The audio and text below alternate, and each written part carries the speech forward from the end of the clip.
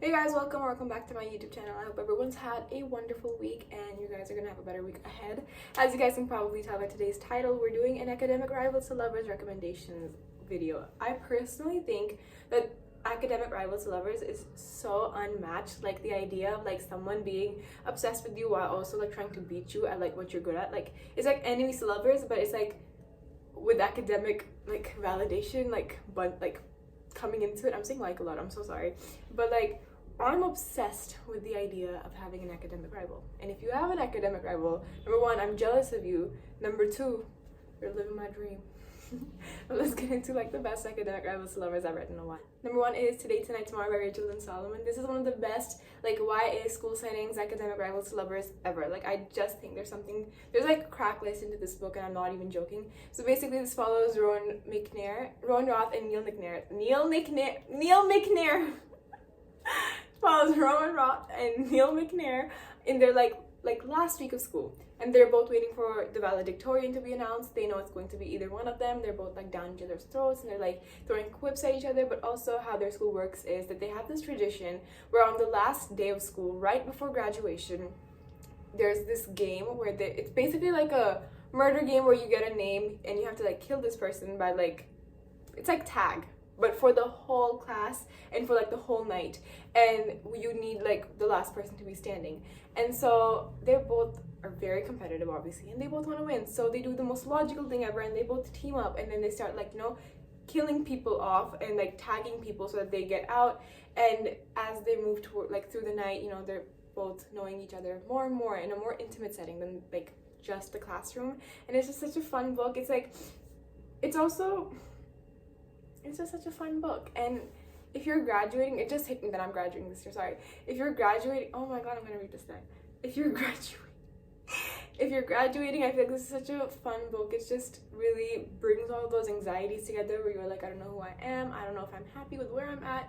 And it was such a real book to read in some aspects. In other aspects, it was quite unrealistic. Like, I don't think I'm ever gonna have an academic rival who loves me this much, but like, one can hope, one can wish, right? Next up, we have Stalking Jack the Ripper, which is one of my most favorite books ever. I just think I love this book so much. It's not even a joke. Like, I love all of these books so much. You can tell so much about me by the fact that Academic Rivals to Lover is like my favorite, and the rush that I get from these books is like unmatched.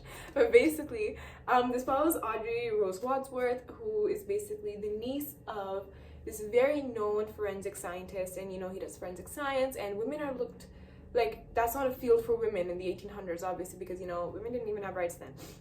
So she dresses up as a man and she goes to his classes, and she's really excited to attend his classes. She also helps a lot with his practice. And during this time, there's like this killer on the loose, which by the way is Jack the Ripper. And this is all happening in like the 1800s in London. And so as more and more patients come in, as more and more like dead bodies show up, her uncle gets busier, and so does she, because she's helping him out. But there's this one student who's in her uncle's class, who's like the smartest kid in the class, who's the most annoying kid in the class, who's constantly down her throat, and that is Thomas Cresswell, which I love him so much. And then basically they start working together to like find out who Jack the Ripper is. And this book has a lot of twists and turns, and what the fun thing about this book is that it's a series. So it's 4 books in a series. It's one of my most favorite series ever.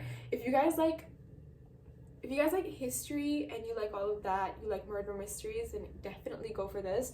But also, it's just such a fun book because, you know, it follows them discovering each other, and it's also like a slow burn, I would say. It is a slow burn. It's a great book. I really hope no one's surprised by If You Could See the Sun. I mean, I've recommended this like everywhere so many times already, but this is If You Could See the Sun. This is one of my most favorite books. This is a recent release. It released in November, so it's been like a month and some days since it came out, and it's just a wonderful book. I ate this book up. I also annotated it a bunch. Basically, this follows Alice and Henry. They're both in this international, very prestigious boarding school. They both come from like different backgrounds. Like, Henry's this very rich, like, son of this tech company, like the best tech company in China, and you know, Alice isn't from a well-off family. She's struggling, especially with like the high fees of the school and the lack of like accommodation that they have for children who cannot afford to go to their school. So during this time, they're obviously competing throughout. But after some time, Alice finds out that she has a superpower. She can go invisible at times, which is shocking. And when she finds out, she realizes she has no one to turn to except Henry. which is, you know, like that's so cute. Imagine like being like, ah, shit, I have no one to go to. My academic rival will know what to do.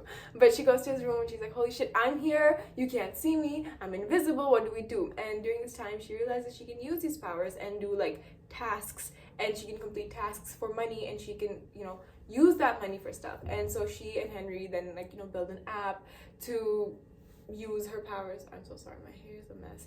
So she and Henry build like this app where they complete tasks, and she gets the money from each of these tasks, and it's just absolutely wonderful. Like I can't. It's amazing. This didn't have as much like lover, I would say. Like it was very slow burn. It was very subtle. It came right at the end, but it was a great book. Like just a lot of talk. It was also a dark academia, so obviously there was a lot of talk on social, like social status and class and how that plays into education, and it was just really like, it was really real. And like a lot of Alice's experiences I've experienced in terms of like education and like school and stuff like that. And so it just, this book was amazing. It was a 5 stars for me because it just meant a lot to me to like read something that it was amazing. Next up, I don't have like the physical copy of this book yet, which is like an absolute travesty because of how obsessed I am. But it's Kiss the Sky and Fuel the Fire, which are part of the Addicted series and like the Calloway Sister series, which means that you will need to read like the Addicted series before you read these. But it follows Rose and Connor, who are these crazy intelligent kids. Like they've been at it since they were children, and you know, they're both graduating college this year. Like the year we see them, like they're graduating college and stuff. And it's just awesome. So they're graduating college, they're navigating friendships, they're both like have been rivals in debate, have been rivals in school, have been rivals in colleges. They go to rival colleges, they're both competing for achievements, they've been rivals at like this trivia competition. There's like a lot of jokes about that. But it's absolutely wonderful to see them navigate through the relationship. It serves boy obsessed at its finest because Connor Cobalt has been obsessed with Rose Calloway since the beginning of time. Also, they're soulmates because of the fact that their initials are the exact same. It's RCC and RCC, and that's so smart. I didn't realize that until a long time after I read the book. But the thing is about these books is that they're not the main characters, and we don't see them be like academic rivals when we get to their books. So you start the series with Lily and Lauren, and you know, we see Rose and Connor as the main characters, but they're also side characters because it's not their books yet. They come in, I think, the 3rd book in the series that if you're reading a series in order, in the right order, the 3rd book is when you see Rose and Connor, like, their point of views. But how we meet Rose and Connor is the fact that Lily is struggling in school and Connor is her tutor. And one day he's at her apartment and he's tutoring her, and Rose shows up, and then she's like, Richard, and he's like, Calloway, and it's absolutely wonderful. The way he asks her out is also absolutely amazing. Absolutely love this book. It's also like one of the cutest like YA high school setting romances, like academic rivals lovers romances, and that is Not Here to Be Liked, which by the way, the US cover is absolutely stunning and I can't wait to get my hands on it. But basically this follows Eliza and Len, and they're both competing for the chief editor spot like in their school newspaper, except you know, Eliza's been here since the beginning of time and then just came up after he got like this baseball injury. He's like an ex-jock and he's kind of annoying and he gets on her nerves. But what happens is he gets the position even though, you know, she feels as though she's more deserving. So she writes this very scathing like article about how like the sexism within the community and how horrible it is.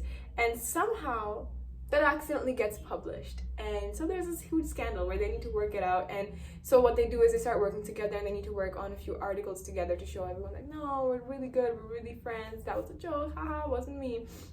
And so they start working together, and during this time, you know, like they're navigating their feelings and they're also navigating like being rivals, and they're both competing for the same thing, especially because, you know, she has ill feelings towards him and the fact that she feels as though he's been handed something that he didn't really deserve as much as her. But this book is absolutely wonderful. Like, I love it so much. It was so cute. I remember being on the edge of my seat throughout, like from beginning to end. I was like, wow, what a book, bro. Absolutely wonderful. Like, I loved it so much. So I really hope everyone enjoyed this week's video. I really put in as much effort into this as I could, and I'm so sorry this was slightly rushed because I have a shit ton of studying to do and I don't have a shit ton of time to cover that studying in.